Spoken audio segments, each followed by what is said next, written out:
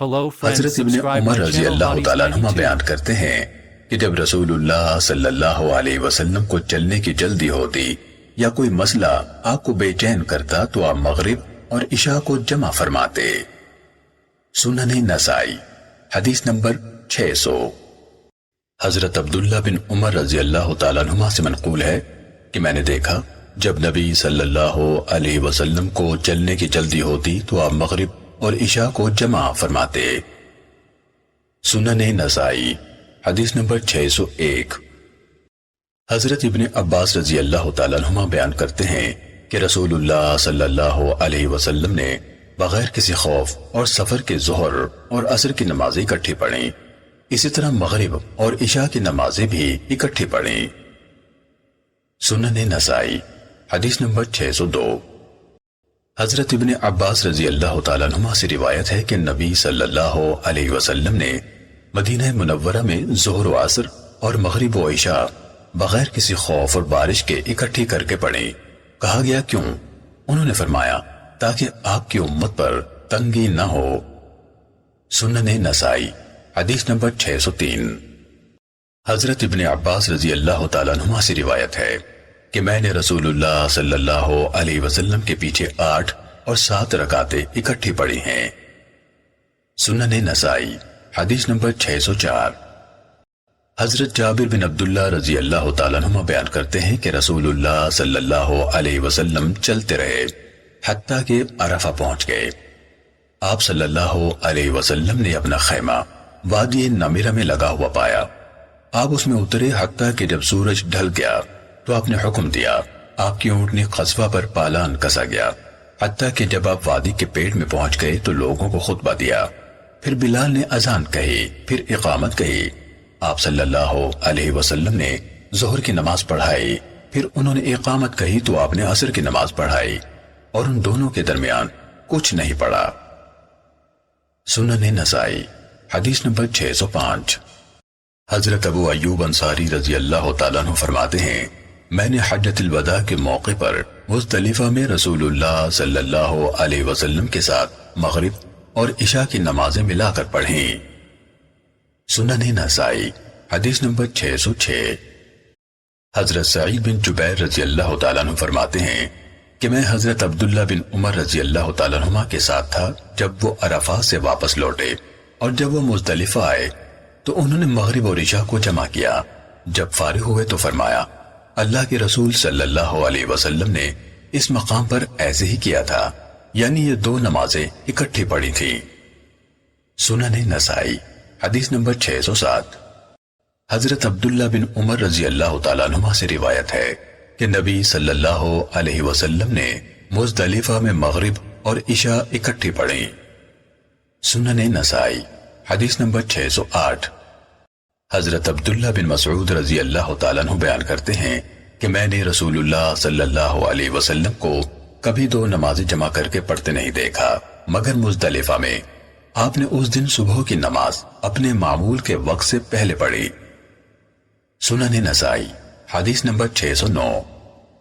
حضرت اسامہ بن زید رضی اللہ تعالیٰ عنہ سے روایت ہے اور نبی صلی اللہ علیہ وسلم نے عرفات سے واپسی پر انہیں اپنے پیچھے اونٹ پر بٹھایا ہوا تھا کہ جب نبی صلی اللہ علیہ وسلم عرفات اور مزدلفہ کے درمیان آنے والی گھاٹی پر پہنچے تو آپ اترے اور پیشاب کیا، پھر میں نے لوٹے سے پانی ڈالا اور آپ صلی اللہ علیہ وسلم نے ہلکا سا وضو فرمایا۔ میں نے آپ سے گزارش کی کہ نماز پڑھ لیجئے۔ آپ صلی اللہ علیہ وسلم نے فرمایا نماز آگے ہوگی۔ جب مزدلفہ تشریف لائے تو مغرب کی نماز پڑھائی، پھر صحابہ رضی اللہ عنہم نے سواریوں سے پالان وغیرہ اتارے، پھر آپ صلی اللہ علیہ وسلم نے عشاء کی نماز پڑھائی۔ سنن نسائی حدیث نمبر 610۔ حضرت ابو عمرو شیبانی نے حضرت عبداللہ بن مسعود رضی اللہ تعالیٰ عنہ کے گھر کی طرف اشارہ کر کے فرمایا ہمیں اس گھر کے مالک نے بیان فرمایا کہ میں نے اللہ کے رسول صلی اللہ علیہ وسلم سے پوچھا کون سا عمل اللہ تعالیٰ کو زیادہ پسند ہے؟ آپ صلی اللہ علیہ وسلم نے فرمایا وقت پر نماز پڑھنا، والدین سے حسن سلوک کرنا اور اللہ تعالیٰ کے راستے میں جہاد کرنا۔ سنن نسائی حدیث نمبر 611۔ حضرت عبداللہ بن مسعود رضی اللہ تعالیٰ عنہ بیان کرتے ہیں کہ میں نے رسول اللہ صلی اللہ علیہ وسلم سے پوچھا کون سا عمل اللہ تعالیٰ کو زیادہ پسند ہے؟ آپ صلی اللہ علیہ وسلم نے فرمایا وقت پر نماز قائم کرنا، والدین سے حسن سلوک کرنا اور اللہ عز و جل کے راستے میں جہاد کرنا۔ سنن نسائی حدیث نمبر 612۔ حضرت محمد بن منتشر بیان کرتے ہیں کہ وہ حضرت عمر بن شرحبیل کی مسجد میں تھے کہ جماعت کے لیے اقامت کہی گئی، پھر لوگ ان کا انتظار کرنے لگے۔ وہ آئے تو انہوں نے فرمایا میں وتر پڑھ رہا تھا۔ انہوں نے کہا حضرت عبداللہ بن مسعود رضی اللہ تعالیٰ عنہ سے پوچھا گیا کیا اذان فجر کے بعد وتر پڑھ سکتے ہیں؟ انہوں نے فرمایا ہاں، بلکہ اقامت کے بعد بھی۔ پھر انہوں نے نبی صلی اللہ علیہ وسلم کا واقعہ بیان فرمایا کہ ایک دن آپ نماز فجر سے سوئے رہے حتیٰ کہ سورج طلوع ہو گیا، پھر آپ نے نماز ادا فرمائی۔ یہ لفظ یحییٰ کے ہیں۔ سنن نسائی حدیث نمبر 613۔ حضرت انس رضی اللہ تعالیٰ عنہ بیان کرتے ہیں کہ اللہ کے رسول صلی اللہ علیہ وسلم نے فرمایا جو آدمی کوئی نماز بھول جائے تو جب یاد آئے پڑھ لے۔ سنن نسائی حدیث نمبر 614۔ حضرت انس رضی اللہ تعالیٰ عنہ بیان کرتے ہیں کہ رسول اللہ صلی اللہ علیہ وسلم سے اس آدمی کے بارے میں پوچھا گیا جو نماز سے سویا رہتا ہے یا غافل ہو جاتا ہے یعنی بھول جاتا ہے۔ آپ صلی اللہ علیہ وسلم نے فرمایا اس کا کفارہ یہ ہے کہ جب اسے یاد آئے نماز پڑھ لے۔ سنن نسائی حدیث نمبر 615۔ حضرت ابو قتادہ رضی اللہ تعالیٰ عنہ سے منقول ہے کہ صحابہ نے نبی صلی اللہ علیہ وسلم سے ذکر کیا کہ کبھی ہم نماز سے سوئے رہتے ہیں۔ آپ نے فرمایا نیند آ جانے میں قصور اور کوتاہی نہیں، کوتاہی تو یہ ہے کہ آدمی جاگتا ہوا نماز نہ پڑھے۔ چنانچہ جب تم میں سے کوئی نماز بھول جائے یا اس سے سویا رہ جائے تو جب اسے یاد آئے یا جاگے تو اسی وقت نماز پڑھ لے۔ سنن نسائی حدیث نمبر 616۔ حضرت ابو قتادہ رضی اللہ تعالیٰ عنہ سے روایت ہے رسول اللہ صلی اللہ علیہ وسلم نے فرمایا نیند آ جانے میں کوتاہی نہیں، کوتاہی تو اس شخص میں ہے جس نے اگلی نماز کا وقت آنے تک نماز نہ پڑھی حالانکہ وہ جاگ رہا تھا۔ سنن نسائی حدیث نمبر 617۔ حضرت ابو قتادہ رضی اللہ تعالیٰ عنہ سے روایت ہے کہ جب صحابہ صبح کی نماز سے سوئے رہ گئے تھے حتیٰ کہ سورج طلوع ہو گیا تھا تو اللہ کے رسول صلی اللہ علیہ وسلم نے فرمایا تھا کہ کل تم یہ نماز اس کے وقت پر پڑھنا۔ سنن نسائی حدیث نمبر 618۔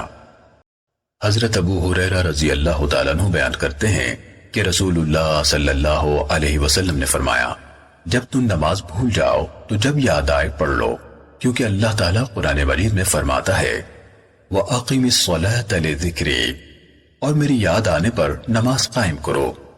عبد الاعلی نے کہا ہمیں یہ روایت حضرت یعلا نے اختصار کے ساتھ بیان کی۔ سنن نسائی حدیث نمبر 619۔ حضرت ابو ہریرہ رضی اللہ تعالیٰ عنہ سے منقول ہے رسول اللہ صلی اللہ علیہ وسلم نے فرمایا جو شخص نماز بھول جائے تو اسے چاہیے کہ اسے یاد آنے پر پڑھ لے، کیونکہ اللہ تعالیٰ نے فرمایا ہے وَأَقِمِ الصَّلَاةَ لِذِكْرِي، اور میری یاد آنے پر نماز پڑھو۔ سنن نسائی حدیث نمبر 620۔ حضرت ابو ہریرہ رضی اللہ تعالیٰ عنہ سے مروی ہے رسول اللہ صلی اللہ علیہ وسلم نے فرمایا جو شخص نماز بھول جائے تو اسے جب یاد آئے اسی وقت پڑھ لے، کیونکہ اللہ تعالیٰ فرماتا ہے اقیم الصلاۃ لذکری، یاد آنے پر نماز قائم کرو۔ معمر کہتے ہیں کہ میں نے امام زہری سے پوچھا کیا رسول اللہ صلی اللہ علیہ وسلم نے اسی طرح قرات فرمائی تھی؟ انہوں نے کہا ہاں۔ سنن نسائی حدیث نمبر 621۔ حضرت ابو مریم رضی اللہ تعالیٰ عنہ سے روایت ہے انہوں نے فرمایا ہم ایک سفر میں رسول اللہ صلی اللہ علیہ وسلم کے ساتھ تھے، ہم ساری رات چلتے رہے، جب صبح طلوع ہونے کو تھی تو اللہ کے رسول صلی اللہ علیہ وسلم سواری سے اترے اور سو گئے اور لوگ بھی سو گئے۔ ہمیں اس وقت جاگ آئی جب سورج ہم پر طلوع ہو چکا تھا، چنانچہ اللہ کے رسول صلی اللہ علیہ وسلم نے مؤذن کو حکم دیا تو اس نے اذان کہی، پھر آپ نے فجر کی 2 سنتیں پڑھیں، پھر آپ نے اسے حکم دیا تو اس نے اقامت کہی، پھر آپ صلی اللہ علیہ وسلم نے لوگوں کو نماز پڑھائی، پھر ہمیں بیان کیا جو کچھ قیامت تک ہونے والا تھا۔ سنن نسائی حدیث نمبر 622۔ حضرت عبداللہ بن مسعود رضی اللہ تعالیٰ عنہ سے روایت ہے، انہوں نے فرمایا ہم رسول اللہ صلی اللہ علیہ وسلم کے ساتھ تھے، ہم ظہر، عصر، مغرب اور عشاء کی نماز نہ پڑھ سکے۔ یہ بات میرے لیے بہت تکلیف دہ تھی۔ میں نے اپنے دل میں کہا کہ ہم اللہ کے رسول صلی اللہ علیہ وسلم کے ساتھ تھے اور اللہ تعالیٰ کے راستے میں ہیں۔ میں نے اپنے دل میں کہا کہ ہم اللہ کے رسول صلی اللہ علیہ وسلم کے ساتھ اور اللہ تعالیٰ کے راستے میں ہیں۔ پھر رسول اللہ صلی اللہ علیہ وسلم نے بلال رضی اللہ تعالیٰ عنہ کو حکم دیا، انہوں نے اقامت کہی تو آپ نے ہمیں ظہر کی نماز پڑھائی، پھر اقامت کہی تو آپ نے ہمیں عصر کی نماز پڑھائی، پھر اقامت کہی تو آپ نے ہمیں مغرب کی نماز پڑھائی، پھر اقامت کہی تو آپ صلی اللہ علیہ وسلم نے ہمیں عشاء کی نماز پڑھائی، پھر ہمارے پاس تشریف لائے اور فرمایا روئے عرض پر تمہارے علاوہ کوئی جماعت اس وقت اللہ تعالیٰ کا ذکر نہیں کر رہی ہے۔ سنن نسائی حدیث نمبر 623۔ حضرت ابو ہریرہ رضی اللہ تعالیٰ عنہ بیان کرتے ہیں کہ ایک دن دوران سفر میں ہم نے رسول اللہ صلی اللہ علیہ وسلم کے ساتھ آخر رات میں پڑاؤ ڈالا اور ہم نہ جاگے حتیٰ کہ سورج طلوع ہو گیا۔ جاگنے پر رسول اللہ صلی اللہ علیہ وسلم نے فرمایا ہر آدمی اپنی سواری کا سر پکڑے، یہاں سے کوچ کرے، کیونکہ اس مقام میں شیطان ہمارے پاس رہا ہے۔ ہم نے اسی طرح کیا، وہاں سے نکل گئے۔ پھر آپ نے پانی منگوایا اور وضو کیا، پھر 2 رکعتیں یعنی سنت فجر پڑھیں، پھر جماعت کی اقامت کہی گئی اور آپ نے صبح کی نماز پڑھائی۔ سنن نسائی حدیث نمبر 624۔ حضرت جبیر رضی اللہ تعالیٰ عنہ سے روایت ہے کہ رسول اللہ صلی اللہ علیہ وسلم نے ایک سفر میں یعنی آخر رات میں سوتے وقت فرمایا اس رات کون ہمارے لیے فجر کی نماز کا خیال رکھے گا، کہیں ہم نماز سے سو ہی نہ رہ جائیں۔ حضرت بلال رضی اللہ تعالیٰ عنہ نے کہا میں، پھر وہ طلوع شمس کی جہت کی طرف منہ کر کے بیٹھ گئے۔ اللہ تعالیٰ نے سب کو سلا دیا حتیٰ کہ انہیں سورج کی گرمی نے جگایا، تب وہ اٹھے۔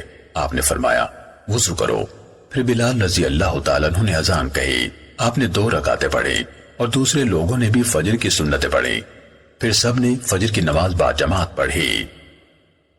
سنن نسائی حدیث نمبر 625۔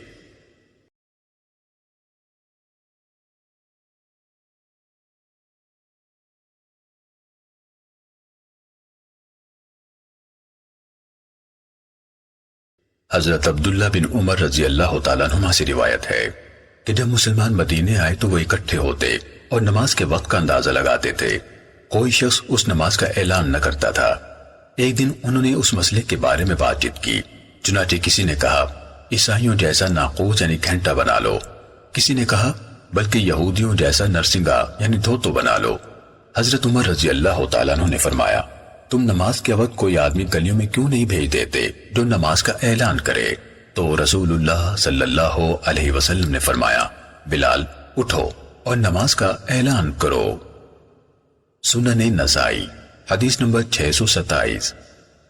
حضرت انس رضی اللہ تعالیٰ عنہ سے روایت ہے کہ رسول اللہ صلی اللہ علیہ وسلم نے حضرت بلال رضی اللہ تعالیٰ عنہ کو حکم دیا کہ اذان کے کلمات 2 بار کہیں اور اقامت کے کلمات 1 بار۔ سنن نسائی حدیث نمبر 628۔ حضرت ابن عمر رضی اللہ تعالیٰ عنہما سے مروی ہے، انہوں نے کہا رسول اللہ صلی اللہ علیہ وسلم کے زمانے میں اذان کے کلمات 2 بار تھے اور اقامت یعنی تکبیر کے 1 بار، مگر یہ کہ تو قد قامت الصلاة 2 مرتبہ کہے۔ سنن نسائی حدیث نمبر 629۔ حضرت ابو محذورہ رضی اللہ تعالیٰ عنہ سے روایت ہے کہ نبی صلی اللہ علیہ وسلم نے انہیں اپنے پاس بٹھایا اور حرفن یعنی 1 کلمہ کر کے اذان سکھلائی۔ راوی حدیث ابراہیم نے کہا کہ وہ بالکل ہماری اذان کی طرح تھی۔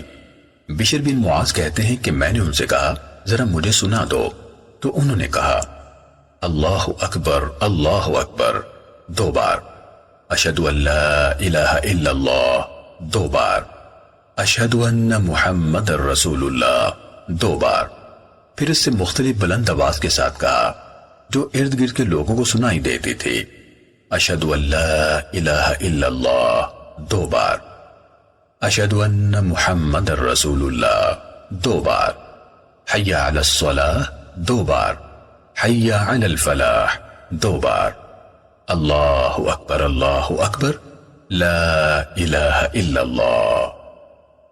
سنن نسائی حدیث نمبر 630۔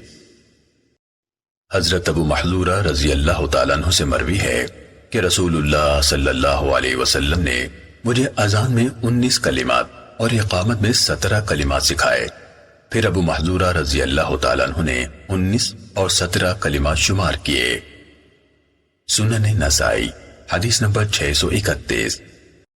حضرت ابو محذورہ رضی اللہ تعالیٰ عنہ نے کہا مجھے اللہ کے رسول صلی اللہ علیہ وسلم نے اذان سکھلائی اور فرمایا اللہ اکبر اللہ اکبر اللہ اکبر اللہ اکبر، یعنی اللہ سب سے بڑا ہے، اشہد ان لا الہ الا اللہ اشہد ان لا الہ الا اللہ، یعنی میں گواہی دیتا ہوں کہ اللہ کے سوا کوئی معبود نہیں، میں گواہی دیتا ہوں کہ اللہ کے سوا کوئی معبود نہیں، اشہد ان محمد رسول اللہ اشہد ان محمد رسول اللہ، یعنی میں گواہی دیتا ہوں کہ محمد صلی اللہ علیہ وسلم اللہ کے رسول ہیں، میں گواہی دیتا ہوں کہ محمد صلی اللہ علیہ وسلم اللہ کے رسول ہیں۔ پھر دوبارہ کہے اشہد ان لا الہ الا اللہ اشہد ان لا الہ الا اللہ اشہد ان محمد رسول اللہ اشہد ان محمد رسول اللہ، حی علی الصلاۃ حی علی الصلاۃ، یعنی آؤ نماز کے لیے آؤ، حی علی الفلاح حی علی الفلاح، یعنی کامیابی کے لیے آؤ، کامیابی کے لیے آؤ، اللہ اکبر لا الہ الا اللہ، یعنی اللہ سب سے بڑا ہے، اللہ سب سے بڑا ہے، اللہ کے سوا کوئی برحق معبود نہیں۔ سنن نسائی حدیث نمبر 632۔ حضرت عبداللہ بن محیرث سے روایت ہے وہ یتیم تھے اور انہوں نے حضرت ابو محذورہ رضی اللہ تعالیٰ عنہ کی گود میں پرورش پائی تھی، حتیٰ کہ خود ابو محذورہ رضی اللہ تعالیٰ عنہ نے انہیں شام کی طرف تیار کر کے بھیجا۔ انہوں نے فرمایا میں نے شام آتے وقت حضرت ابو محذورہ رضی اللہ تعالیٰ عنہ سے گزارش کی کہ میں شام جا رہا ہوں اور مجھے امید ہے کہ وہاں مجھ سے آپ کی اذان کے بارے میں پوچھا جائے گا، آپ مجھے کچھ بتا دیجئے۔ تو ابو محذورہ رضی اللہ تعالیٰ عنہ نے فرمایا کہ میں کچھ لوگوں کے ساتھ نکلا، ہم حنین کے راستے میں تھے کہ اللہ کے رسول صلی اللہ علیہ وسلم حنین سے واپس تشریف لائے اور اب راستے ہی میں ہمیں ملے۔ رسول اللہ صلی اللہ علیہ وسلم کے مؤذن نے آپ کی موجودگی میں نماز کی اذان کہی، ہم آپ سے کچھ دور تھے، ہم نے مؤذن کی آواز سنی تو ہم ان کی نقل اتارنے لگے اور مذاق اڑانے لگے۔ رسول اللہ صلی اللہ علیہ وسلم نے وہ آواز سن لی تو آپ نے ہمیں بلوایا حتیٰ کہ ہم آپ کے سامنے کھڑے ہو گئے۔ رسول اللہ صلی اللہ علیہ وسلم نے فرمایا تم میں سے وہ کون ہے جس کی بلند آواز میں نے سنی ہے؟ میرے ساتھیوں نے میری طرف اشارہ کیا اور انہوں نے سچ کہا۔ آپ نے ان سب کو چھوڑ دیا اور مجھے ٹھہرا لیا اور فرمایا اٹھو نماز کی اذان کو۔ میں اٹھا تو اللہ کے رسول صلی اللہ علیہ وسلم نے بنفس نفیس مجھے اذان سکھائی۔ آپ صلی اللہ علیہ وسلم نے فرمایا کہو اللہ اکبر اللہ اکبر اللہ اکبر اللہ اکبر، اشہد ان لا الہ الا اللہ اشہد ان لا الہ الا اللہ، اشہد ان محمد رسول اللہ اشہد ان محمد رسول اللہ۔ پھر آپ صلی اللہ علیہ وسلم نے فرمایا اپنی آواز بلند کرو اور دوبارہ کہو اشہد ان لا الہ الا اللہ اشہد ان لا الہ الا اللہ، اشہد ان محمد رسول اللہ اشہد ان محمد رسول اللہ، حی علی الصلاۃ حی علی الصلاۃ حی علی الفلاح حی علی الفلاح، اللہ اکبر لا الہ الا اللہ۔ پھر جب میں نے اذان مکمل کر لی تو آپ نے مجھے بلایا اور ایک تھیلی دی جس میں کچھ چاندی تھی۔ میں نے کہا اے اللہ کے رسول مجھے مکہ مکرمہ میں اذان پر مقرر فرما دیجئے۔ آپ نے فرمایا میں نے تمہیں مقرر کر دیا۔ تو میں رسول اللہ صلی اللہ علیہ وسلم کے مقرر کیے ہوئے گورنر مکہ حضرت عطا بن اسید رضی اللہ تعالیٰ عنہ کے پاس آیا۔ پھر میں رسول اللہ صلی اللہ علیہ وسلم کے حکم سے گورنر کے سامنے اذان کہتا رہا۔ سنن نسائی حدیث نمبر 633۔ حضرت ابو محذورہ رضی اللہ تعالیٰ عنہ بیان کرتے ہیں کہ جب رسول اللہ صلی اللہ علیہ وسلم حنین کی وادی سے نکلے، ہم مکے والے 10 لڑکے ان مسلمانوں کی تلاش میں نکلے۔ ہم نے انہیں سنا وہ نماز کی اذان کہہ رہے تھے۔ ہم بھی کھڑے ہو کر انہیں مذاق کرتے ہوئے اذان کہنے لگے۔ رسول اللہ صلی اللہ علیہ وسلم نے فرمایا میں نے ان میں سے ایک اچھی آواز والے لڑکی کی آواز سنی ہے، سو آپ نے ہمیں بلا بھیجا۔ ہم میں سے ہر ایک نے باری باری اذان کہی۔ میں سب سے آخر میں تھا۔ جب میں نے اذان کہی تو آپ نے فرمایا ادھر آؤ، اور مجھے اپنے سامنے بٹھا لیا اور میری پیشانی پر ہاتھ پھیرنے لگے اور 3 دفعہ میرے لیے برکت کی دعا کی۔ پھر فرمایا جاؤ بیت اللہ کے پاس اذان کہا کرو۔ میں نے کہا اے اللہ کے رسول کیسے اذان کہوں؟ تو آپ نے مجھے اذان سکھلائی جیسے کہ تم اب کہتے ہو اللہ اکبر اللہ اکبر اللہ اکبر اللہ اکبر اشہد ان لا الہ الا اللہ اشہد ان لا الہ الا اللہ اشہد ان محمد رسول اللہ اشہد ان محمد رسول اللہ اشہد ان لا الہ الا اللہ اشہد ان لا الہ الا اللہ اشہد ان محمد رسول اللہ اشہد ان محمد رسول اللہ حی علی الصلاة حی علی الصلاة حی علی الفلاح حی علی الفلاح۔ اور صبح کی پہلی اذان میں الصلاة خیر من النوم الصلاة خیر من النوم، یعنی نماز نیند سے بہتر ہے۔ انہوں نے کہا آپ نے مجھے اقامت دوہری سکھائی، اللہ اکبر اللہ اکبر اللہ اکبر اللہ اکبر اشہد ان لا الہ الا اللہ اشہد ان لا الہ الا اللہ اشہد ان محمد رسول اللہ اشہد ان محمد رسول اللہ حی علی الصلاة حی علی الصلاة حی علی الفلاح حی علی الفلاح قد قامت الصلاة قد قامت الصلاة۔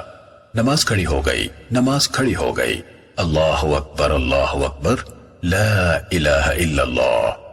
ابن جریج بیان کرتے ہیں کہ مجھے یہ حدیث عثمان بن سائب نے اپنے والد اور عبد الملک بن ابو محذورہ کی والدہ سے بیان کی ہے، اور ان دونوں نے یہ حدیث خود حضرت ابو محذورہ رضی اللہ تعالیٰ عنہ سے سنی ہے۔ سنن نسائی حدیث نمبر 634۔ حضرت مالک بن حویرث رضی اللہ تعالیٰ عنہ سے روایت ہے، انہوں نے فرمایا میں اور میرا چچا زاد بھائی، اور ایک بار فرمایا میں اور میرا ایک ساتھی نبی صلی اللہ علیہ وسلم کے پاس آئے۔ واپسی کے وقت آپ نے فرمایا جب تم سفر کرو تو اذان و اقامت کہا کرو، اور جماعت کے وقت تم میں سے سب سے بڑا امامت کروائے۔ سنن نسائی حدیث نمبر 635۔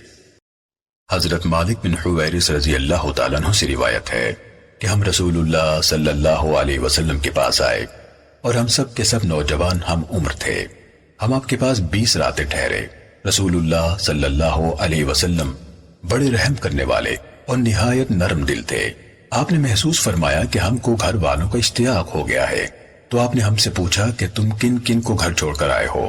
ہم سب نے اپنے اپنے حساب سے آپ کو بتایا۔ آپ صلی اللہ علیہ وسلم نے فرمایا تم اپنے گھر بار کی طرف لوٹ جاؤ، ان کے پاس رہو، انہیں تعلیم دو اور انہیں اسلامی احکام بتلاؤ۔ جب نماز کا وقت آئے تو تم میں سے ایک آدمی اذان کہے اور بڑا جماعت کرائے۔ سنن نسائی حدیث نمبر 636۔ حضرت ابو ایوب سے روایت ہے کہ مجھے پہلے یہ روایت ابو قلابہ نے حضرت عمر بن سلمہ سے بیان کی، پھر ابو قلابہ کہنے لگے کہ عمر بن سلمہ رضی اللہ تعالیٰ عنہ زندہ ہیں، تم ان سے مل کیوں نہیں لیتے؟ ایوب نے کہا میں ان سے جا کر ملا اور ان سے پوچھا تو انہوں نے کہا کہ جب فتح مکہ کا واقعہ ہوا تو ہر قوم نے اپنے اعلان اسلام میں ایک دوسرے سے سبقت کی کوشش کی۔ میرے والد محترم بھی ہماری بستی والوں کے اسلام کا اعلان کرنے کے لیے آپ کے پاس حاضر ہوئے۔ جب وہ واپس آئے تو ہم ان کے استقبال کے لیے گئے۔ انہوں نے کہا اللہ کی قسم میں تمہارے پاس اللہ تعالیٰ کے سچے رسول صلی اللہ علیہ وسلم کے پاس سے آ رہا ہوں۔ آپ صلی اللہ علیہ وسلم نے فرمایا ہے فلاں نماز فلاں وقت پڑھو اور فلاں نماز فلاں وقت، اور جب نماز کا وقت ہو جائے تو تم میں سے ایک آدمی اذان کہے اور جو زیادہ قرآن پڑھا ہوا ہے وہ امامت کرے۔ سنن نسائی حدیث نمبر 637۔ حضرت ابن عمر رضی اللہ تعالیٰ عنہما سے منقول ہے کہ اللہ کے رسول صلی اللہ علیہ وسلم نے فرمایا تحقیق بلال رضی اللہ تعالیٰ عنہ رات کو اذان کہتے ہیں، لہذا تم کھاتے پیتے رہنا حتیٰ کہ عبداللہ بن ام مکتوم رضی اللہ تعالیٰ عنہ اذان کہیں۔ سنن نسائی حدیث نمبر 638۔ حضرت ابن عمر رضی اللہ تعالیٰ عنہما سے روایت ہے کہ رسول اللہ صلی اللہ علیہ وسلم نے فرمایا تحقیق بلال رات کو اذان کہتے ہیں، لہذا کھاتے پیتے رہو حتیٰ کہ تم ابن ام مکتوم کی اذان سنو۔ سنن نسائی حدیث نمبر 639۔ حضرت عائشہ رضی اللہ تعالیٰ عنہ سے مروی ہے کہ رسول اللہ صلی اللہ علیہ وسلم نے فرمایا جب بلال اذان کہیں تو کھاتے پیتے رہو حتیٰ کہ ابن ام مکتوم اذان دیں، اور ان دونوں اذانوں کے درمیان صرف اتنا فاصلہ ہوتا تھا کہ ایک اترتا اور دوسرا چڑھ جاتا تھا۔ سنن نسائی حدیث نمبر 640۔ حضرت انیسہ رضی اللہ تعالیٰ عنہ سے روایت ہے رسول اللہ صلی اللہ علیہ وسلم نے فرمایا جب ابن ام مکتوم رضی اللہ تعالیٰ عنہ اذان کہیں تو تم کھاتے پیتے رہو، اور جب بلال اذان کہیں تو کھانا پینا بند کر دو۔ سنن نسائی حدیث نمبر 641۔ حضرت ابن مسعود رضی اللہ تعالیٰ عنہ سے روایت ہے نبی صلی اللہ علیہ وسلم نے فرمایا تحقیق بلال رات کو اذان کہتے ہیں تاکہ سونے والے کو جگائیں اور قیام کرنے والوں کو قیام سے لوٹائیں تاکہ وہ کچھ آرام کر لے، اور صبح صادق ایسی نہیں ہوتی جیسی بلال کے اذان کے وقت ہوتی ہے۔ سنن نسائی حدیث نمبر 642۔ حضرت انس رضی اللہ تعالیٰ عنہ سے روایت ہے کہ ایک آدمی نے رسول اللہ صلی اللہ علیہ وسلم سے صبح کے وقت کے بارے میں پوچھا تو آپ نے پہلے دن بلال کو حکم دیا، انہوں نے اذان کہی جو ہی فجر طلوع ہوئی، جب اگلا دن ہوا تو آپ نے فجر کی نماز کو مؤخر کیا حتیٰ کہ خوب روشنی ہو گئی، پھر آپ نے انہیں حکم دیا تو انہوں نے اقامت کہی، پھر آپ صلی اللہ علیہ وسلم نے نماز پڑھائی، پھر فرمایا یہ ہے نماز صبح کا وقت، یعنی کل اور آج کی نمازوں کے درمیان۔ سنن نسائی حدیث نمبر 643۔ حضرت ابو جحیفہ رضی اللہ تعالیٰ عنہ سے روایت ہے انہوں نے فرمایا میں نبی صلی اللہ علیہ وسلم کے پاس آیا تو بلال رضی اللہ تعالیٰ عنہ باہر نکلے اور اذان کہی، وہ اپنی اذان میں ایسے دائیں بائیں منہ موڑتے تھے۔ سنن نسائی حدیث نمبر 644۔ حضرت ابو سعید خدری رضی اللہ تعالیٰ عنہ نے عبداللہ بن عبد الرحمن بن ابو صعصع انصاری رضی اللہ تعالیٰ عنہ سے کہا تحقیق میں دیکھتا ہوں کہ تم بکریوں اور صحرا کے دل دادا ہو، اس لیے جب تم اپنی بکریوں اور صحرا میں ہو اور تم اذان کہو تو بلند آواز سے اذان کہا کرو، اس لیے کہ مؤذن کی آواز کی انتہا تک جو بھی جن و انس یا کوئی اور چیزوں سے سنتی ہے قیامت کے دن اس کے لیے گواہی دے گی۔ ابو سعید رضی اللہ تعالیٰ عنہ نے فرمایا میں نے یہ بات اللہ کے رسول صلی اللہ علیہ وسلم سے سنی ہے۔ سنن نسائی حدیث نمبر 645۔ حضرت ابو ہریرہ رضی اللہ تعالیٰ عنہ سے روایت ہے انہوں نے رسول اللہ صلی اللہ علیہ وسلم کے منہ مبارک سے سنا، آپ فرما رہے تھے مؤذن کی بخشش کی جاتی ہے جہاں تک اس کی اذان کی آواز پہنچے، اور ہر خشک و تر چیز یعنی جاندار اور بے جان اس کے لیے گواہی دے گی۔ سنن نسائی حدیث نمبر 646۔ حضرت برا بن عازب رضی اللہ تعالیٰ عنہما سے روایت ہے نبی صلی اللہ علیہ وسلم نے فرمایا تحقیق اللہ تعالیٰ پہلی صف پر خصوصی رحمت نازل فرماتا ہے اور اس کے فرشتے رحمت کی دعا کرتے ہیں، اور مؤذن کے اس کی آواز پہنچنے کی جگہ تک کے گناہ معاف کر دیے جاتے ہیں، اور اس کی اذان سننے والی ہر جاندار و بے جان چیز اس کے ایمان کی تصدیق کرے گی، اور اسے اس کے ساتھ مل کر نماز پڑھنے والوں کے برابر ثواب ملے گا۔ سنن نسائی حدیث نمبر 647۔ حضرت ابو محذورہ رضی اللہ تعالیٰ عنہ بیان کرتے ہیں کہ میں رسول اللہ صلی اللہ علیہ وسلم کے حکم سے اذان کہا کرتا تھا، اور میں فجر کی پہلی اذان میں حی علی الفلاح کے بعد الصلاۃ خیر من النوم، الصلاۃ خیر من النوم، اللہ اکبر لا الہ الا اللہ کہا کرتا تھا۔ سنن نسائی حدیث نمبر 648۔ حضرت سفیان کی یہ حدیث اسی سند کے ساتھ ہمیں عمر بن علی کے واسطے سے بھی پہنچی ہے۔ امام ابو عبد الرحمن نسائی رحمہ اللہ فرماتے ہیں، سند میں مذکور حضرت سفیان کے استاد ابو جعفر سے، ابو جعفر فرع مراد نہیں۔ سنن نسائی حدیث نمبر 649۔ حضرت بلال رضی اللہ تعالیٰ عنہ بیان کرتے ہیں کہ اذان کے آخری کلمات اللہ اکبر لا الہ الا اللہ ہیں۔ سنن نسائی حدیث نمبر 650۔ حضرت اسود سے منقول ہے کہ حضرت بلال رضی اللہ تعالیٰ عنہ کے اذان کے آخری کلمات اللہ اکبر لا الہ الا اللہ تھے۔ سنن نسائی حدیث نمبر 651۔ حضرت ابراہیم نخعی کی یہ روایت اعمش کے واسطے سے بھی ہم تک پہنچی ہے۔ سنن نسائی حدیث نمبر 652۔ حضرت ابو محذورہ رضی اللہ تعالیٰ عنہ سے روایت ہے کہ اذان کا آخری کلمہ لا الہ الا اللہ ہے۔ سنن نسائی حدیث نمبر 653۔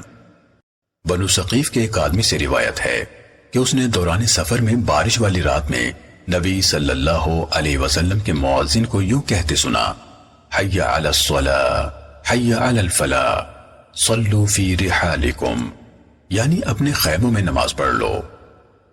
سنن نسائی حدیث نمبر 654۔ امام نافع رحمہ اللہ سے روایت ہے کہ حضرت ابن عمر رضی اللہ تعالیٰ عنہما نے ٹھنڈی ہوا والی رات میں اذان کہی تو فرمایا، الا صلوا فی الرحال، خبردار گھروں میں نماز پڑھ لو، کیونکہ نبی صلی اللہ علیہ وسلم مؤذن کو حکم دیتے جب بارش والی ٹھنڈی رات ہوتی کہ وہ اذان میں کہے الا صلوا فی الرحال۔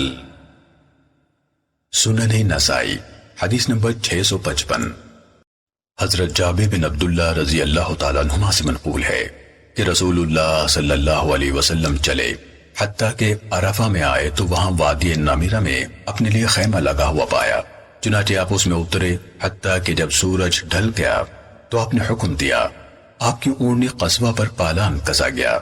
جب آپ وادی نمیرہ کے نشیب میں پہنچے تو لوگوں کو خطبہ دیا، پھر بلال رضی اللہ عنہ نے اذان کہی، پھر اقامت کہی تو آپ صلی اللہ علیہ وسلم نے ظہر کی نماز پڑھائی، پھر اقامت کہی تو عصر کی نماز پڑھائی، اور ان کے درمیان کوئی نفل نماز نہیں پڑھی۔ سنن نسائی حدیث نمبر 656۔ حضرت جابر بن عبداللہ رضی اللہ تعالیٰ عنہما سے مروی ہے کہ رسول اللہ صلی اللہ علیہ وسلم واپسی کے دوران میں چلے حتیٰ کہ مزدلفہ پہنچ گئے، وہاں مغرب اور عشاء کی نمازیں ایک اذان اور 2 اقامتوں سے پڑھی اور ان کے درمیان نوافل نہیں پڑھے۔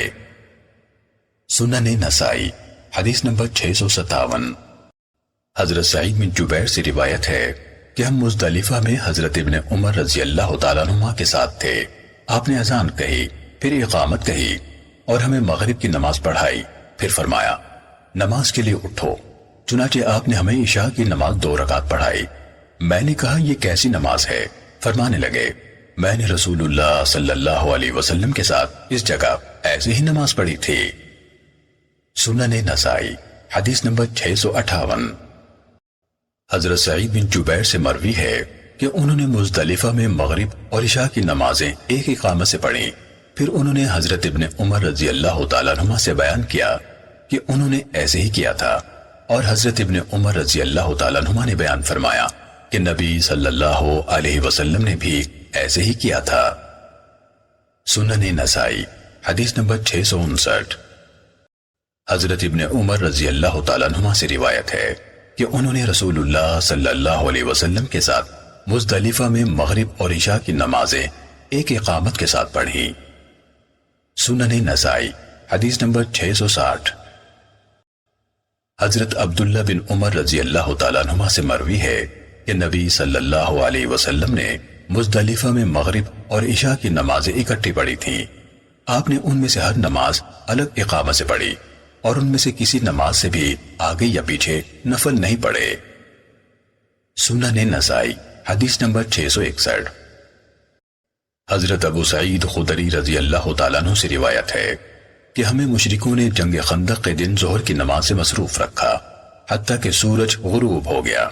لڑائی کی نماز کے بارے میں جو کچھ نازل ہوا یعنی صلاۃ خوف کا طریقہ یہ اس سے پہلے کی بات ہے، چنانچہ اللہ تعالیٰ نے یہ آیت اتار دی، وَكَفَى اللَّهُ الْمُؤْمِنِينَ الْقِتَالَ، اللہ تعالیٰ مومنوں کو لڑائی سے کافی ہو گیا۔ رسول اللہ صلی اللہ علیہ وسلم نے بلال رضی اللہ عنہ کو حکم دیا تو انہوں نے ظہر کی نماز کی اقامت کہی تو آپ صلی اللہ علیہ وسلم نے اس طرح نماز پڑھی جس طرح وقت میں پڑھا کرتے تھے۔ پھر عصر کی اقامت کہی تو آپ نے وہ نماز بھی اسی طرح پڑھی جس طرح وقت میں پڑھا کرتے تھے۔ پھر بلال رضی اللہ تعالیٰ عنہ نے مغرب کی اذان کہی تو آپ نے اسے اس کے وقت میں پڑھا۔ سنن نسائی حدیث نمبر 662۔ حضرت معاویہ بن حدیج رضی اللہ تعالیٰ عنہ سے روایت ہے کہ رسول اللہ صلی اللہ علیہ وسلم نے ایک دن نماز پڑھی اور سلام پھیر دیا اور مسجد سے باہر چلے گئے، حالانکہ ایک رکعت باقی تھی۔ ایک آدمی پیچھے سے جا کر آپ کو ملا اور بتلایا کہ آپ ایک رکعت بھول گئے ہیں۔ آپ صلی اللہ علیہ وسلم دوبارہ مسجد میں داخل ہوئے اور بلال کو حکم دیا۔ انہوں نے اقامت کہی تو آپ نے لوگوں کو فوت شدہ رکعت پڑھائی۔ میں نے یہ بات جا کر دوسرے لوگوں کو بتلائی تو انہوں نے مجھ سے کہا، کیا تم اس آدمی کو پہچانتے ہو؟ میں نے کہا نہیں، مگر یہ کہ میں انہیں دوبارہ دیکھوں۔ اتفاقاً وہ میرے پاس سے گزرے تو میں نے کہا، یہ ہیں وہ۔ لوگوں نے کہا، یہ طلحہ بن عبید اللہ ہیں۔ سنن نسائی حدیث نمبر 665۔ حضرت عبداللہ بن ربیعہ رضی اللہ تعالیٰ عنہ سے روایت ہے کہ میں ایک سفر میں رسول اللہ صلی اللہ علیہ وسلم کے ساتھ تھا۔ آپ نے ایک آدمی کی آواز سنی جو اذان کہہ رہا تھا۔ آپ اس کی اذان کا جواب دینے لگے۔ جب وہ اشہد ان محمد رسول اللہ تک پہنچا تو آپ نے فرمایا، تحقیق یہ شخص بکریوں کا چرواہا ہے یا اپنے گھر والوں سے بچھڑا ہوا ہے۔ پھر آپ اس وادی میں اترے تو پتا چلا کہ وہ بکریوں کا چرواہا ہے۔ آپ صلی اللہ علیہ وسلم ایک مری ہوئی بکری کے پاس سے گزرے۔ آپ نے فرمایا، تمہیں یقین ہے کہ یہ بکری اپنے گھر والوں کے نزدیک بے قدر ہے؟ صحابہ نے عرض کیا، ہاں۔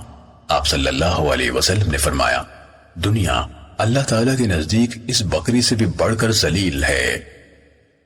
سنن نسائی حدیث نمبر 666۔ حضرت عقبہ بن عامر رضی اللہ تعالیٰ عنہ نے کہا، میں نے رسول اللہ صلی اللہ علیہ وسلم کو فرماتے سنا، اللہ تعالیٰ بکریوں کے اس چرواہے سے تعجب کرتا ہے جو کسی پہاڑ کی چوٹی پر رہتا ہے اور اذان کہہ کر نماز پڑھتا ہے۔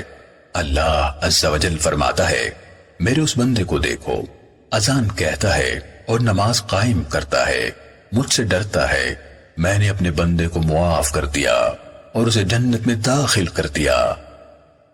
سنن نسائی حدیث نمبر 667۔ حضرت رفاعہ بن رافع رضی اللہ تعالیٰ عنہ سے روایت ہے کہ ایک دفعہ رسول اللہ صلی اللہ علیہ وسلم نماز کی صف میں بیٹھے ہوئے تھے۔ الحدیث سنن نسائی حدیث نمبر 668۔ جامع مسجد کے مؤذن ابو مسنہ نے کہا، میں نے حضرت ابن عمر رضی اللہ تعالیٰ عنہما سے اذان کے بارے میں پوچھا تو انہوں نے فرمایا، رسول اللہ صلی اللہ علیہ وسلم کے دور میں اذان 2 کلمات تھے اور اقامت ایک کلمہ، مگر جب تو قد قامت الصلاۃ کہے تو وہ 2 مرتبہ ہے۔ جب ہم قد قامت الصلاۃ کے الفاظ سنتے تو وضو کرتے، پھر نماز کے لیے جاتے۔ سنن نسائی حدیث نمبر 669۔ حضرت مالک بن حویرث رضی اللہ تعالیٰ عنہ سے روایت ہے کہ رسول اللہ صلی اللہ علیہ وسلم نے مجھے اور میرے ساتھی کو کہا، جب نماز کا وقت آئے تو تم اذان کہو، پھر اقامت کہو، پھر تم میں سے بڑا امامت کروائے۔ سنن نسائی حدیث نمبر 670۔ حضرت ابو ہریرہ رضی اللہ تعالیٰ عنہ سے روایت ہے، نبی صلی اللہ علیہ وسلم نے فرمایا، جب نماز کے لیے اذان کہی جاتی ہے تو شیطان ہوا چھوڑتا ہوا بھاگتا ہے حتیٰ کہ اذان نہیں سنتا۔ جب اذان مکمل ہو جاتی ہے تو آ جاتا ہے، پھر جب اقامت کہی جاتی ہے تو پھر بھاگ جاتا ہے حتیٰ کہ اقامت مکمل ہو جاتی ہے تو واپس آ جاتا ہے، یہاں تک کہ آدمی اور اس کے دل کے درمیان وسوسے ڈالتا ہے، اسے کہتا ہے فلاں چیز یاد کر، فلاں چیز یاد کر، ایسی چیزیں جو پہلے اس کے ذہن میں نہیں تھیں، حتیٰ کہ آدمی کی یہ حالت ہو جاتی ہے کہ وہ نہیں جانتا کہ کتنی نماز پڑھی ہے۔ سنن نسائی حدیث نمبر 671۔ حضرت ابو ہریرہ رضی اللہ تعالیٰ عنہ سے منقول ہے، رسول اللہ صلی اللہ علیہ وسلم نے فرمایا، اگر لوگ اذان اور صف اول کی فضیلت کو جانتے اور پھر قرآن اندازی کے علاوہ کوئی چارہ کار نہ پاتے تو ان کے لیے ضرور قرآن اندازی کرتے۔ اگر لوگ ظہر کی نماز جلدی یعنی اول وقت میں پڑھنے کی فضیلت جانتے تو ایک دوسرے سے آگے بھاگتے، اور اگر عشاء اور فجر کی فضیلت کو جانتے تو ضرور آتے، خواہ گھسٹ کر ہی آنا پڑے۔ سنن نسائی حدیث نمبر 672۔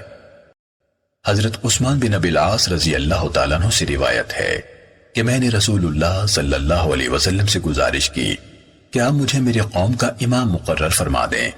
آپ صلی اللہ علیہ وسلم نے فرمایا، تم ان کے امام ہو، نماز پڑھاتے وقت ان میں سے کمزور ترین آدمی کا لحاظ رکھنا اور ایسا مؤذن رکھنا جو اپنی اذان پر تنخواہ نہ لیتا ہو۔ سنن نسائی حدیث نمبر 673۔ حضرت ابو سعید خدری رضی اللہ تعالیٰ عنہ سے روایت ہے، رسول اللہ صلی اللہ علیہ وسلم نے فرمایا، جب تم اذان سنو تو اسی طرح کہو جس طرح مؤذن کہتا ہے۔ سنن نسائی حدیث نمبر 674۔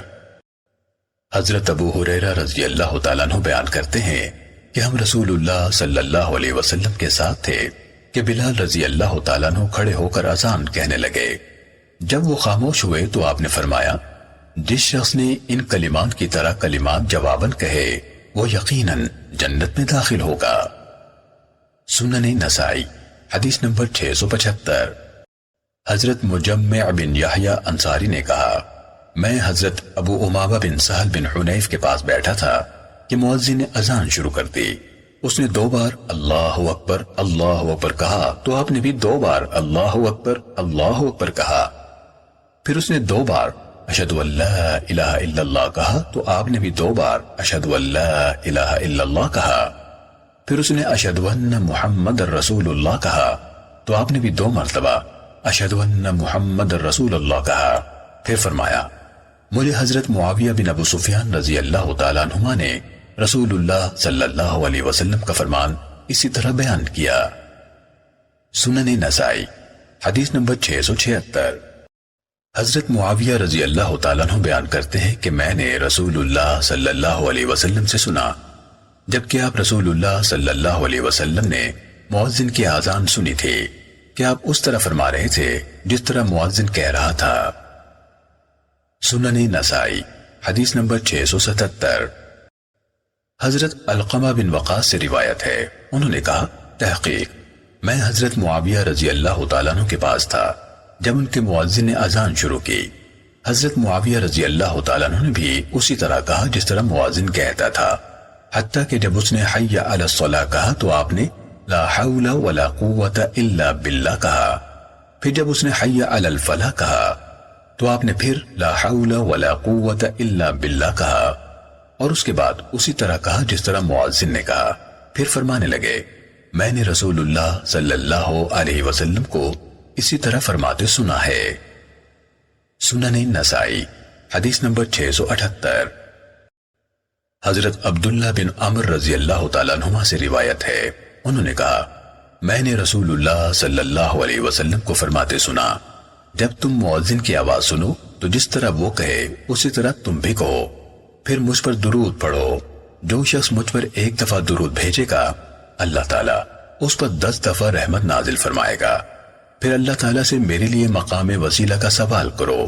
یہ جنت میں ایک مقام ہے جو اللہ تعالیٰ کے سب بندوں میں سے صرف ایک بندے کے لائق ہے، اور مجھے امید ہے کہ وہ بندہ میں ہوں گا، لہٰذا جو شخص میرے لیے مقام وسیلہ کی دعا کرے گا اس کے لیے میری شفاعت لازم ہوگی۔ سنن نسائی حدیث نمبر 679۔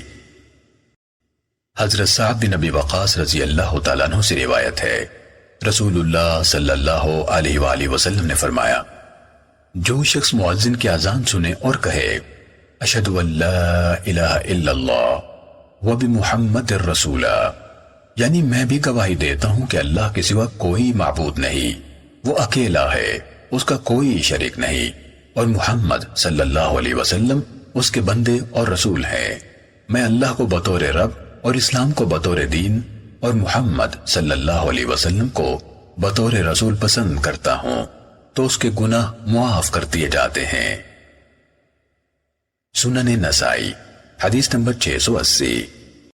حضرت جابر رضی اللہ تعالیٰ عنہ سے روایت ہے، رسول اللہ صلی اللہ علیہ وسلم نے فرمایا، جو شخص اذان سننے کے بعد یہ کہے اللہم رب هذه الدعوة یہاں سے لے کر وَبَعَثْهُ مَقَامًا مَحْمُودًا الَّذِي وَعَدْتَهُ یہاں تک، یعنی اے اللہ اس مکمل دعوت اور قائم ہونے والی نماز کے رب محمد صلی اللہ علیہ وسلم کو جنت میں مقام وسیلہ اور فضیلت عطا فرما، اور آپ کو مقام محمود پر فائز فرما جس کا تو نے ان سے وعدہ کر رکھا ہے، اس کے لیے قیامت کے دن میری شفاعت لازم ہو گئی۔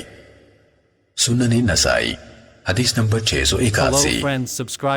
حضرت عبداللہ بن مغفل رضی اللہ تعالیٰ عنہ سے روایت ہے، رسول اللہ صلی اللہ علیہ وسلم نے فرمایا، ہر دو اذانوں یعنی اذان و اقامت کے درمیان نفل نماز ہے، ہر دو اذانوں کے درمیان نماز ہے، ہر دو اذانوں کے درمیان نماز ہے، اس شخص کے لیے جو پڑھنا چاہے۔ سنن نسائی حدیث نمبر 682۔ حضرت انس بن مالک رضی اللہ تعالیٰ عنہ سے روایت ہے کہ رسول اللہ صلی اللہ علیہ وسلم کے دور مبارک میں جب مؤذن مغرب کی اذان کہتا تو نبی صلی اللہ علیہ وسلم کے بہت سے اصحاب اٹھتے اور نماز پڑھنے کے لیے جلدی جلدی ستونوں کا رخ کرتے، حتیٰ کہ نبی صلی اللہ علیہ وسلم تشریف لاتے تو وہ اس حال میں ہوتے تھے، یعنی مغرب سے پہلے کی سنتیں پڑھ رہے ہوتے تھے اور اذان و اقامت کے درمیان کوئی زیادہ فاصلہ نہ ہوتا تھا۔ سنن نسائی حدیث نمبر 683۔ حضرت ابو شعثہ سے روایت ہے کہ میں نے حضرت ابو ہریرہ رضی اللہ تعالیٰ عنہ کو دیکھا جبکہ ایک آدمی اذان کے بعد مسجد میں سے گزرا، حتیٰ کہ مسجد سے باہر نکل گیا تو حضرت ابو ہریرہ رضی اللہ تعالیٰ عنہ نے فرمایا، اس شخص نے حضرت ابو القاسم صلی اللہ علیہ وسلم کی نافرمانی کی ہے۔ سنن نسائی حدیث نمبر 684۔ حضرت ابو شعثہ سے منقول ہے کہ ایک آدمی نماز کی اذان کے بعد مسجد سے نکلا تو حضرت ابو ہریرہ رضی اللہ تعالیٰ عنہ نے فرمایا، اس شخص نے ابو القاسم صلی اللہ علیہ وسلم کی نافرمانی کی ہے۔ سنن نسائی حدیث نمبر 685۔ حضرت عائشہ رضی اللہ تعالیٰ عنہ سے روایت ہے کہ نبی صلی اللہ علیہ وسلم عشاء کی نماز سے فراغت کے بعد سے فجر طلوع ہونے تک 11 رکعت پڑھتے تھے، ہر 2 رکعتوں پر سلام پھیرتے اور آخر میں 1 رکعت الگ پڑھتے اور اتنا لمبا سجدہ کرتے کہ تم میں سے کوئی شخص 50 آیات پڑھ سکتا تھا، پھر سر اٹھاتے، پھر جب مؤذن فجر کی اذان سے فارغ ہوتا اور آپ کو فجر نظر آنے لگتی تو آپ 2 ہلکی رکعتیں یعنی صبح کی سنت پڑھتے، پھر اپنے دائیں پہلو پر لیٹ جاتے حتیٰ کہ مؤذن آپ کو اقامت کی اطلاع دینے آتا، پھر آپ اس کے ساتھ نکل جاتے۔ امام زہری کے شاگرد اس حدیث کے بیان میں لفظی طور پر ایک دوسرے سے کمی بیشی کرتے ہیں۔ سنن نسائی حدیث نمبر 686۔ حضرت ابن عباس رضی اللہ تعالیٰ عنہ کے آزاد کردہ غلام قریب سے روایت ہے کہ میں نے حضرت ابن عباس رضی اللہ تعالیٰ عنہ سے پوچھا، رسول اللہ صلی اللہ علیہ وسلم کی رات کی نماز کیسی تھی؟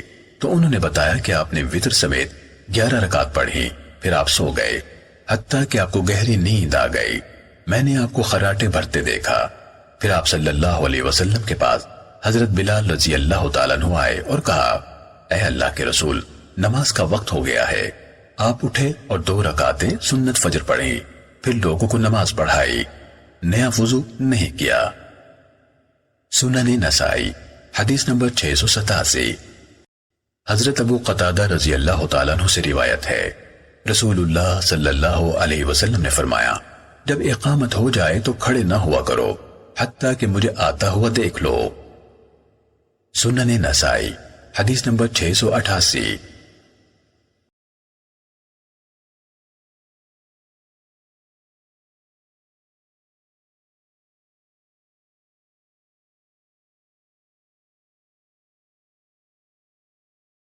حضرت عمر بن عبسہ رضی اللہ تعالیٰ عنہ سے مروی ہے، رسول اللہ صلی اللہ علیہ وسلم نے فرمایا، جس شخص نے اس غرض سے مسجد بنائی کہ اس میں اللہ تعالیٰ کا ذکر کیا جائے، اللہ عز و جل جنت میں اس کا گھر بنائے گا۔ سنن نسائی حدیث نمبر 689۔ حضرت انس رضی اللہ تعالیٰ عنہ سے روایت ہے، نبی صلی اللہ علیہ وسلم نے فرمایا، یہ قیامت کی نشانی ہے کہ لوگ مساجد میں ایک دوسرے پر فخر کریں گے۔ سنن نسائی حدیث نمبر 690۔ حضرت ابراہیم سے روایت ہے کہ میں گلی میں اپنے والد محترم پر قرآن مجید کی قرات کر رہا تھا، جب میں نے سجدے کی آیت پڑھی تو آپ نے وہی سجدہ کر دیا۔ میں نے کہا، ابا جان آپ راستے میں سجدہ کر رہے ہیں؟ فرمانے لگے، میں نے حضرت ابو ذر رضی اللہ تعالیٰ عنہ سے سنا، وہ فرماتے تھے، میں نے رسول اللہ صلی اللہ علیہ وسلم سے پوچھا کون سی مسجد سب سے پہلے بنائی گئی؟ آپ صلی اللہ علیہ وسلم نے فرمایا، مسجد حرام یعنی بیت اللہ۔ میں نے کہا، پھر کون سی؟ آپ نے فرمایا، مسجد اقصی یعنی بیت المقدس۔ میں نے کہا، ان کے درمیان کتنا فاصلہ ہے؟ آپ صلی اللہ علیہ وسلم نے فرمایا، 40 سال۔ ویسے ساری زمین تیرے لیے نماز کی جگہ ہے، جہاں بھی تیرے لیے نماز کا وقت ہو جائے نماز پڑھ لے۔ سنن نسائی حدیث نمبر 691۔ نبی صلی اللہ علیہ وسلم کی زوجہ محترمہ حضرت میمونہ رضی اللہ تعالیٰ عنہ فرماتی ہیں کہ میں نے اللہ کے رسول صلی اللہ علیہ وسلم کو فرماتے ہوئے سنا کہ جو شخص اس رسول اللہ صلی اللہ علیہ وسلم کی مسجد میں نماز پڑھے تو مسجد نبوی کی نماز دوسری مساجد کی 1000 نماز سے افضل ہے، مگر مسجد کعبہ میں نماز مسجد نبوی سے بھی افضل ہے۔ سنن نسائی حدیث نمبر 692۔ حضرت ابن عمر رضی اللہ تعالیٰ عنہما سے روایت ہے کہ رسول اللہ صلی اللہ علیہ وسلم اسامہ بن زید، بلال اور عثمان بن طلحہ رضی اللہ عنہم بیت اللہ میں داخل ہوئے اور انہوں نے دروازہ بند کر لیا تاکہ لوگ رش نہ کریں۔ پھر جب رسول اللہ صلی اللہ علیہ وسلم نے دروازہ کھولا تو میں سب سے پہلے داخل ہوا۔ میں بلال رضی اللہ تعالیٰ عنہ سے ملا۔ میں نے ان سے پوچھا، کیا رسول اللہ صلی اللہ علیہ وسلم نے کعبے میں نماز پڑھی ہے؟ انہوں نے کہا، ہاں، آپ نے اگلی صف کے بائیں طرف والے 2 یمنی ستونوں کے درمیان نماز پڑھی ہے۔ سنن نسائی حدیث نمبر 693۔ حضرت عبداللہ بن عمر رضی اللہ تعالیٰ عنہما سے روایت ہے، رسول اللہ صلی اللہ علیہ وسلم نے فرمایا، حضرت سلیمان بن داود علیہ السلام نے جب بیت المقدس بنایا تو اللہ تعالیٰ سے 3 خصوصیات مانگی۔ ایسا فیصلہ جو اللہ تعالیٰ کے حکم کے موافق ہو، یہ بات مان لی گئی۔ ایسی حکومت جو ان کے بعد کسی کے لیے لائق نہ ہو، یہ بھی مان لی گئی۔ جب آپ مسجد یعنی بیت المقدس بنانے سے فارغ ہوئے تو یہ دعا مانگی کہ جو شخص بھی اس مسجد میں آئے اور اسے آنے پر نماز ہی نے ابھارا ہو تو اسے گناہوں سے اس طرح صاف کر دے جس طرح اس کی ماں نے اسے گناہوں سے پاک جنا تھا۔ سنن نسائی حدیث نمبر 694۔ حضرت ابو ہریرہ رضی اللہ تعالیٰ عنہ کے 2 شاگرد حضرت ابو سلمہ اور ابو عبداللہ اغر بیان کرتے ہیں کہ ہم نے حضرت ابو ہریرہ رضی اللہ تعالیٰ عنہ کو یہ فرماتے ہوئے سنا کہ رسول اللہ صلی اللہ علیہ وسلم کی مسجد میں ایک نماز پڑھنا دوسری مساجد میں 1000 نماز پڑھنے سے افضل ہے، مگر مسجد حرام میں مسجد نبوی سے بھی افضل ہے، کیونکہ رسول اللہ صلی اللہ علیہ وسلم آخری نبی ہیں اور آپ کی مسجد آخری مسجد ہے۔ ابو سلمہ اور ابو عبداللہ نے کہا، اس میں ہمیں کوئی شک نہیں تھا کہ حضرت ابو ہریرہ رضی اللہ تعالیٰ عنہ اللہ کے رسول صلی اللہ علیہ وسلم کی حدیثی بیان کر رہے ہیں۔ اس یقین نے ہمیں حضرت ابو ہریرہ رضی اللہ تعالیٰ عنہ سے اس کی تحقیق کرنے سے روکے رکھا، حتیٰ کہ جب ابو ہریرہ رضی اللہ تعالیٰ عنہ فوت ہو گئے تو ہم نے اس بات کا تذکرہ کیا اور ایک دوسرے کو ملامت کی کہ کیوں نہ ہم نے اس بارے میں ان سے تحقیق کی، حتیٰ کہ وہ صراحتاً اس حدیث کو اگر انہوں نے اسے آپ سے سنا تھا رسول اللہ صلی اللہ علیہ وسلم کی طرف منسوب کر دیتے۔ ہماری یہی حالت تھی کہ ہمیں حضرت عبداللہ بن ابراہیم بن قارث کے ساتھ مجلس کا اتفاق ہوا۔ ہم نے ان کے سامنے یہ حدیث اور اس بارے میں ہم سے ہونے والی کوتاہی کا ذکر کیا تو عبداللہ بن ابراہیم ہمیں کہنے لگے، میں گواہی دیتا ہوں کہ میں نے حضرت ابو ہریرہ رضی اللہ تعالیٰ عنہ کو یہ فرماتے ہوئے سنا ہے کہ اللہ کے رسول صلی اللہ علیہ وسلم نے فرمایا، میں آخری نبی ہوں اور میری مسجد کسی نبی کی آخری مسجد ہے۔ سنن نسائی حدیث نمبر 695۔ حضرت عبداللہ بن زید رضی اللہ تعالیٰ عنہ سے منقول ہے، رسول اللہ صلی اللہ علیہ وسلم نے فرمایا، میرے گھر اور میرے ممبر کا درمیانی فاصلہ جنت کے باغیچوں میں سے ایک باغیچہ ہے۔ سنن نسائی حدیث نمبر 696۔ حضرت ام سلمہ رضی اللہ تعالیٰ عنہ سے مروی ہے، نبی صلی اللہ علیہ وسلم نے فرمایا، میرے اس ممبر کے پائے جنت میں گڑے ہوئے ہیں۔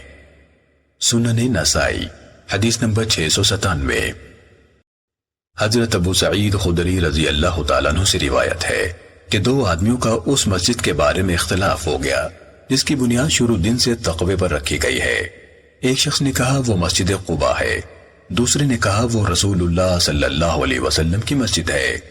رسول اللہ صلی اللہ علیہ وسلم نے فرمایا، وہ میری مسجد یعنی مسجد نبوی ہے۔ سنن نسائی حدیث نمبر 698۔